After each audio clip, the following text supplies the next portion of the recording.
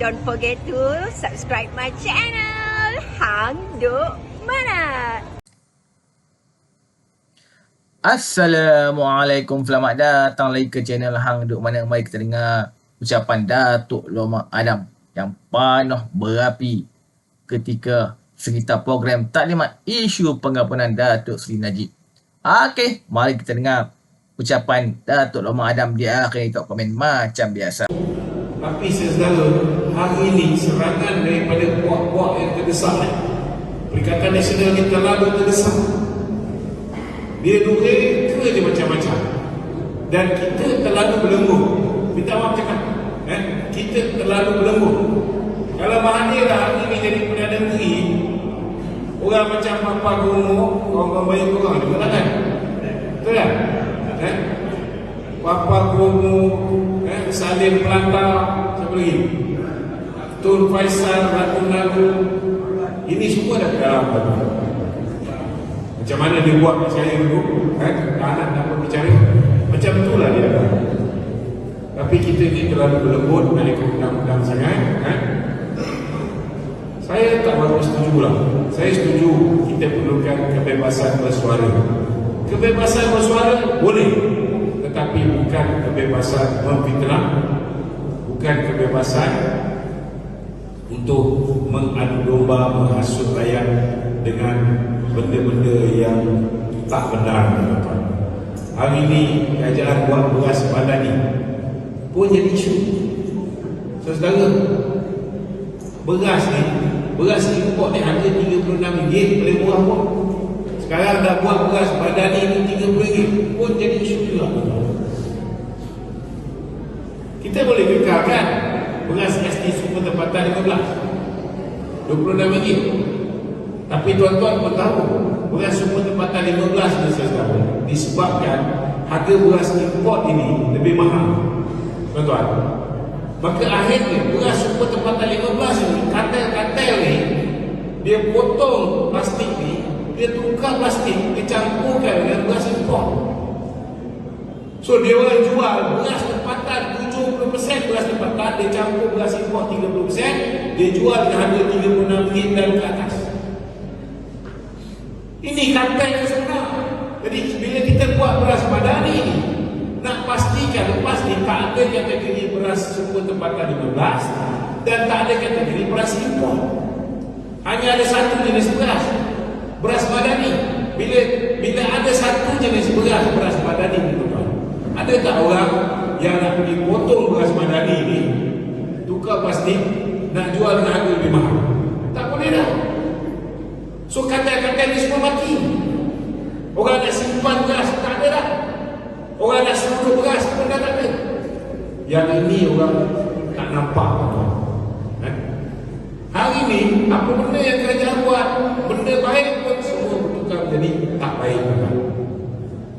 Itu sebab sekarang ni saudara, kita amat perlukan orang macam Datuk Seri Najib. Dia punya Facebook dia, tuan-tuan, ada 4 juta lebih. Betul tak? Sekali dia post saudara, dia ni sudah pasti akan banyak membantu kerajaan. Itu sebabnya tuan-tuan, Datuk Seri Zahid, pimpinan-pimpinan UMNO tak pernah sesaat pun kita berhenti daripada memperjuangkan kebebasan Datuk Seri Najib Razak. Dan saya yakin Datuk Seri Anwar pun, tuan-tuan, dia boleh segerakan proses pendengaran pengampunan Datuk Seri Najib Razak. Saya yakin dia pun tahu bahawa Datuk Seri Najib dapat membantu dia untuk mengukuhkan kedudukan kerajaan ini. Jadi janganlah dengar kenyataan-kenyataan yang dikeluarkan oleh setengah-setengah pihak. Setengah-setengah pihak hari ini, tuan-tuan, dia kata UMNO tak buat apa-apa. UMNO dia suka Datuk Seri Najib duduk dalam penjara. Tuan-tuan cuba pakai otak fikir, tuan-tuan. Hari ini kalau Datuk Seri Najib tak keluar ni, tuan-tuan, orang maki. Yang di Tuan Agong tu orang maki Datuk Seri Zahid dengan Datuk Seri Anwar. Orang akan maki pemimpin politik. Betul tak betul, tuan-tuan? Orang akan kata Datuk Seri Najib ni dianiaya oleh Datuk Seri Zahid. Orang akan kata Datuk Seri Najib ni dianiaya oleh Datuk Seri Anwar. Lagi lama Datuk Seri Najib duduk dalam penjara, dia akan jadi hero. Tetapi yang akan mati tuan-tuan ialah Datuk Seri Zahid dan Datuk Seri Anwar. Takkan dia orang nak biarkan Datuk Seri Najib lebih lama duduk dalam penjara. Tapi saudara, kalau kita boleh buat sesuatu sebelum Datuk Seri Najib masuk dalam penjara, itu lebih mudah. Itu lebih mudah. Tetapi kalau dah masuk tuan-tuan, nak keluar tak mudah. Nak keluar tak mudah. Lebih lagi kes saksi ni dah selesai sampai ke Sebakan Kehakiman. Yang boleh keluarkan dia hanya dengan mesti belas esan daripada ke bawah bumi tuan. Yang ini kita kena faham. Ada soalan lain?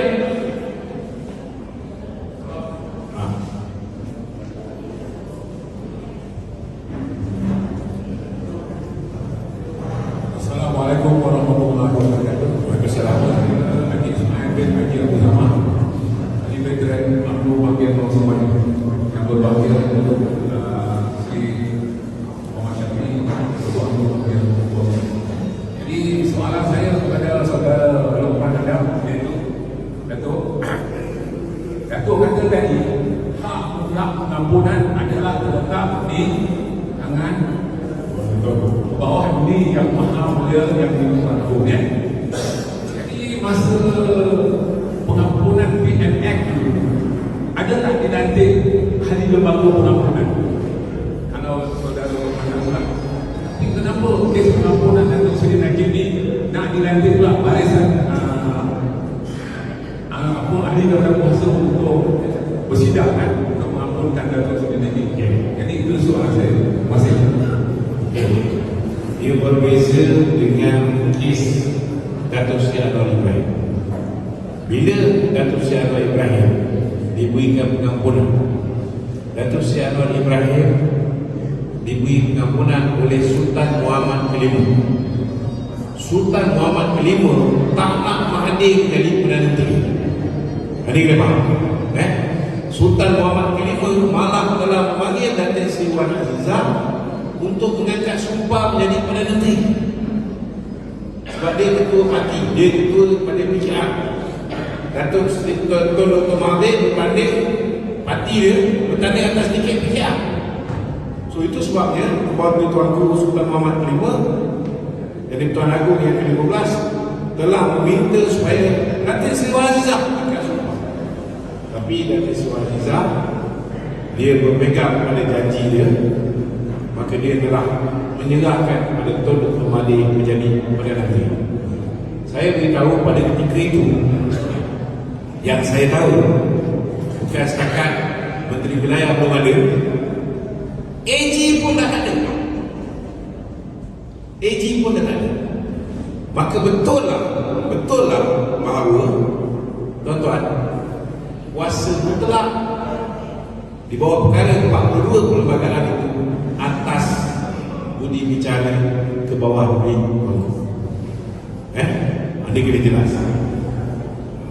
Menteri Wilayah tak ada, AG pun direhatkan secara paksa ketika itu. Tak ada. Okey. Ada lagi soalan lain? Silakan Kak. Mikrofon sini. Depan.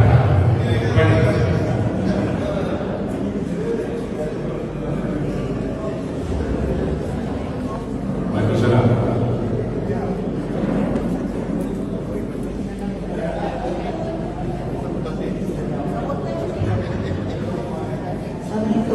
Waalaikumsalam.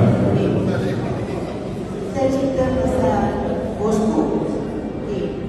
Ada ke satu kita sebagai ahli politik. Ini saya cerita ada diri saya lah yang kuat cerdik dalam politik. Tapi saya nampak tak boleh kita fight pada Datuk Seri Najib ni.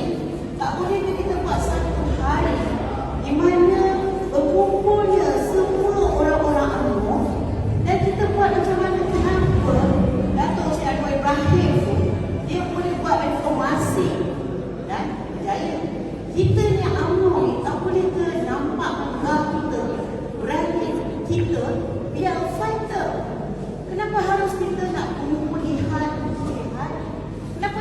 buat satu hari untuk hari UMNO di mana kita berkumpul semua satu Malaysia, minta buat satu ni. Kita minta Datuk Seri Bosco tu dibebaskan.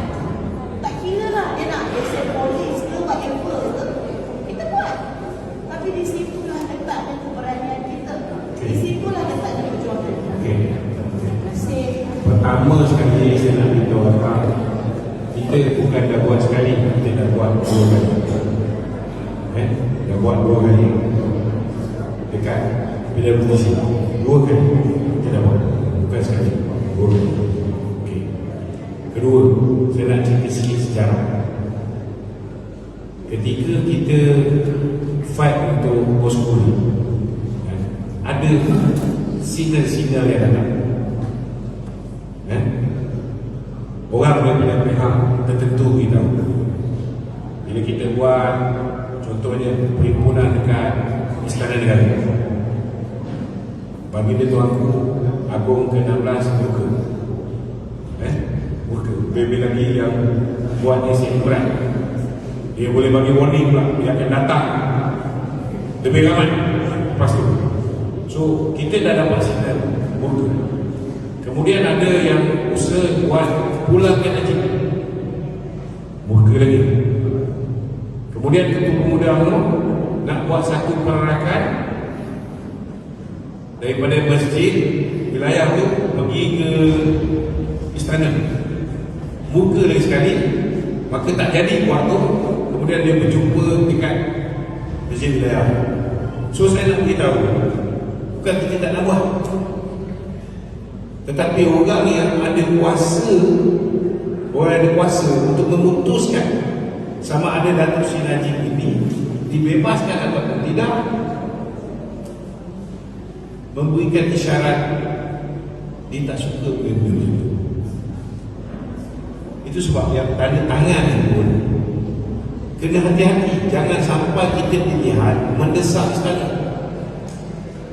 Not easy kan? Cakap tu memang senang lah kan. Saya nak tanya lah, kita orang reformasi 1998, saya antara orang yang mengepalai reformasi. Saya nak tanya agak, berapa tahun kita orang reformasi 1998, Datuk Seri Anwar dibebaskan pengampunan diraja, ya, 2018. Adakah reformasi daripada 1998 sampai 2018, 20 tahun pernah berjaya memberikan pengampunan diraja kepada Datuk Seri Anwar? Tak ada. So kena faham, kalau misalnya kita buat macam apa yang akibat daripada Benigno Aquino ditembak oleh bodyguard dia setelah dia sampai ke Manila, orang blame Marcos kerana tuduh Marcos bunuh Benigno Aquino, pesaing politik dia. Orang turun jalan raya, gulingkan kerajaan, barulah kerajaan tu tumbang. Tapi sekarang ni bukan itu yang berlaku. Reformasi 1998 tak jadi apa dekat Malaysia. Sebabnya Indonesia boleh tumbangkan Suharto. Sebab ketika di Suharto di sana, orang-orang Bumi Putra merah mata melihat bukan bumi. Sebab apa merah mata? Sebab mereka ni bumi, tapi tak boleh cari makan di bumi sendiri. Itu yang kedai dibakar dan sebagainya. Tapi reformasi di Kuala Lumpur berjaya tak? Tak berjaya. Sebab apa? Sebab walaupun orang marah di orang masih boleh cari makan, orang masih ada bekerja. Jadi benda macam tu tak semestinya berjaya, tak semestinya berjaya. Saya cakap terus terang, yang menyebabkan mereka berjaya menjadi kerajaan 2018 bukan kerana mereka hebat, kerana orang kita ni tak bersyukur. Orang kita yang selama hari ni dapat nikmat macam-macam Datuk Seri Najib bagi, tak bersyukur. Bila dah hilang Datuk Seri Najib, baru dia fikir, baru dia pakai otak. Itu pun tak pakai lagi sepenuhnya, dan buat kesilapan bodoh sekali lagi pada tahun 2020. Dah silap tahun 2018. Bagi keluar pada Mahathir, negara hancur. Bagi keluar pada Muhyiddin, lagi hancur. Datuk Seri Najib tinggalkan. Kita punya hutang bangunan kita 86.8 bilion, 50.8% berbanding dengan kita punya GDP, kita punya KDNK.